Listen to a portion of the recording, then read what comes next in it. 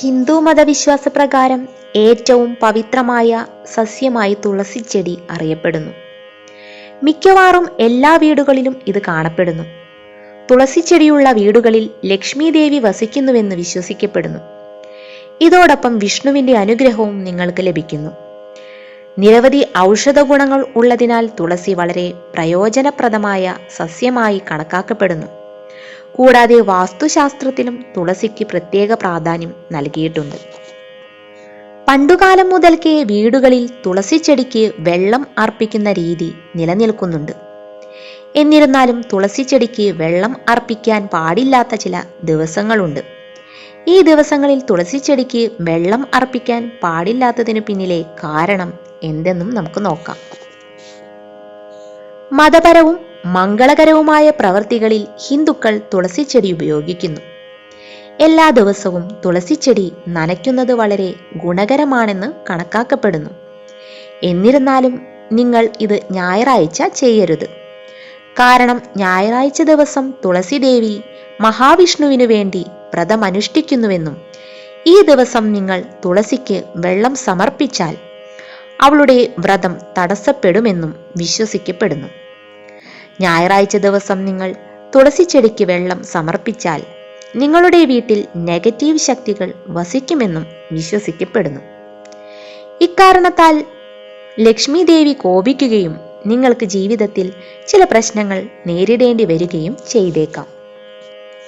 ഏകാദശി ദിവസം തുളസിക്ക് വെള്ളം അർപ്പിക്കാൻ പാടില്ലാത്തത് എന്തുകൊണ്ട്? വിശ്വാസമനുസരിച്ച് ഏകാദശി ദിനത്തിൽ വിഷ്ണുവിന്റെ രൂപമായ ശാലിഗ്രാം തുളസി ദേവിയെ വിവാഹം കഴിച്ചതായി പറയപ്പെടുന്നു. ദേവുത്താനി ഏകാദശി ദിനത്തിൽ എല്ലാ ആചാരങ്ങളോടും കൂടിയാണ് ഇരുവരും വിവാഹിതരായത്.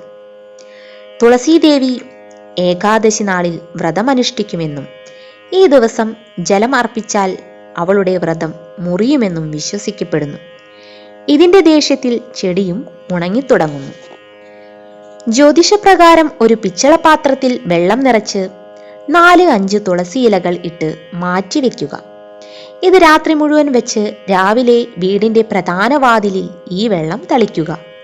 ഇത് നിങ്ങളുടെ വീട്ടിൽ നിന്ന് നെഗറ്റീവ് ഊർജം പുറത്തുവിടുകയും പോസിറ്റിവിറ്റി നിറയ്ക്കുകയും ചെയ്യുന്നു.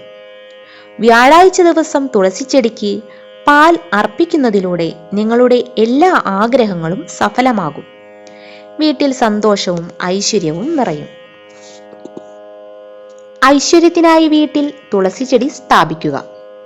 വീടിന്റെ വടക്ക്, കിഴക്ക് അല്ലെങ്കിൽ വടക്ക് കിഴക്ക് ദിശയിൽ ഇത് വളർത്തുന്നത് നല്ലതാണ്.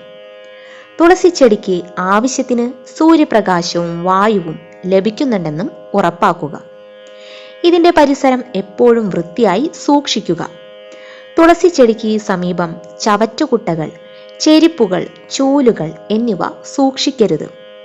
കള്ളിച്ചെടികൾക്കും മുള്ളുള്ള ചെടികൾക്കും സമീപം തുളസിച്ചെടി വെക്കരുത്.